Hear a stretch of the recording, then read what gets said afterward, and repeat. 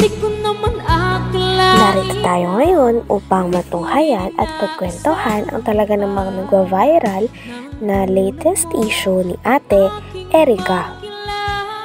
Sa istorya nga na ito ay kasama si Kalingap Val Santos Matubang at siya ay pumunta sa dating bahay nila Ate Erica sapagkat may nabalitaan siya na issue patungkol sa kapamilya ni Ate Erica at mga hinaing nito sa kanya. Hindi na kasi doon nakatira si Ate Erica sa kanyang pamilya at iniwan niya na daw ito dahil sa nakaluwag-luwag na o nagkaroon na sila ng pera. Tinawag niya rin daw ang kanyang lola at lola na mukhang pera kaya naman nagkasiraan ang kanilang pamilya pati na rin si Ate Erica. Wala na sa akin. Bakit ay parang masamang loob sa papo mo? Ikaw nang magsabihan ng mukhang kwarta, ganyan. Aba, anong kwarta ang bigyan sa akin? At sasabihin nila, Siya may sabi mukhang kwarta ka. si Silam eh. Mukhang kwarta ka daw? Itong tanda kong ito, sabihin ako ng ganyan. Walang kaugali. Grabe naman. Hindi dapat bilang isang apo, huwag magsalita ng ganon. Sa lulo na sabihang mukhang pera. Saan sila nang galing? Sa amin, nagpalaki. Kami nagparal, kami nagpalaki kanila. Wala silang utang na loob. Bakit tay, sobrang mo sa kanila? Dahil dyan? Sa mga winiwikan na sa amin na lapastangan yung mga apo nila. Lapastangan nila kami. Kaya ayaw ko na. Mas hindi kayo magkasurundo. Hindi ko hinagad na mag-aayos. Talagang napakalaki na nga ng sama ng loob ng lolo ni Ate Erica sa kanya sapagkat naggawa daw nila itong tawagin na mukhang pera. Sabi pa nga ng lolo ni Ate Erica ay ginagawan pa daw nila ng kwento na kunwari ay hindi totoo na may sakit ang kanilang lola. At pagkatapos ay kinukuha daw nila ang pera na nararapat para sa lola ni Ate Erica. Kaya naman grabe at sobrang sama nga ng loob ng lolo ni Ate Erica sa kanya. Sinabi pa nga ng lolo niya na mas maganda na daw hindi sila magkaayos dahil napakasakit talaga at napakasama daw ng ugali ng kanyang apo na hindi niya naman daw inaasahan dahil sila mismo ang nagpalaki dito. Mag-aayos pa kami. Maski yung ina niya. Yung ina wala din namang kwansan. Anak mo yung ina? Po. Pero bakit ayaw mong anak mo? Hindi nga po marunong magpangaral sa anak. Dapat isang magulang, pangaralan yung anak niya para matuwid. Matuwid yung anak nila. Wala. Kampi pa. Kampi pa? Kampi pa dun sa anak. Pinagsisiraan pa nga yung nanay niya. Yan daw ay talagang naghahambog lang, magkasakit. Bakit ganun sila? Ay, awan ko doon. Hindi ko alam. Ha? Ilabe. Ay, lovers. Gumagawa ng kasinungalingan yung iba. Yung Ima Torres po ang laging araw-araw ni Sheila may kausap. Ima Torres. Torres. Ima Torres po yun. Lagi yung kausap nila? Yung namumuno po sa Ilabe. Parehas po sila din. Tamang panggawa ng kwento. Puro paninira. Pangkalkal ng buhay. Yun lang. Wala na po, kwebel na kwento. Sabi pa ng lolo ni Ate Erica sa kanya ay meron itong mensahe na pinaparating kay Ate Erica. Sabi nga niya na yung ugali daw nila ay talagang hindi papalampasin ng kanilang lolo dahil para sa kanilang lolo ay panlalapastangan ito sapagkat hindi nga nila matanggap dahil sila mismo ang nagpalaki kay Ate Erica ng ilang taon. Sila din daw nagpaaral at naghatid sundo dito kahit naulan.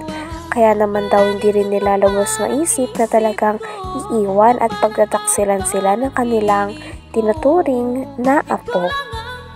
Kaya napakasama nga ng loob ng lolo ni Ate Erica sa kanila dahil nagawa nila na iwan nila ang nagpalaki at nagmalasakit sa kanila noong bata pa sila. Bal na ko niya na desisyon na magkasurundo pa kami. Wala ka nang pala magkasundo kayo. Ano kung patirahin ka sa bahay nilang bago? Ay, dito lang ako sa butukan. Hindi na ako magkita sa gayong mga klaseng tao. So tay, anong mensahe mo kay sila kung sakaling makikinig sa atin? Ay, kung nakikinig ka naman, sila yung mga asal mong ginagawang ganyan, hindi pwede sa akin. Ayaw ko nung lalapastangan ninyo, nagpalaki sa inyo. Ilang taong kayo napa sa amin. Pinaaral kayo, hatid sundo ng motor, kahit maulan. Pero nagawa ninyo sa amin, lula mong ganito. Yun ang masasabi ko sa iyo. Kay Erika tay, Erika. Sa rin po yung parehas ng dalawang Pares silang ugali? parehas lang. Te, alam mo ba yung dahilan bakit binawi ni Jun A yung kalahating milyon na sana pabahay nila Erika kay Kalinga Prab? May alam ka doon? Grabe at napakasama na nga ng loob ng lolo ni Ate Erika sa kanya sapagkat dahil lang sa pera ay talagang nagwatak-watak sila at nagkagulo ang kanilang pamilya.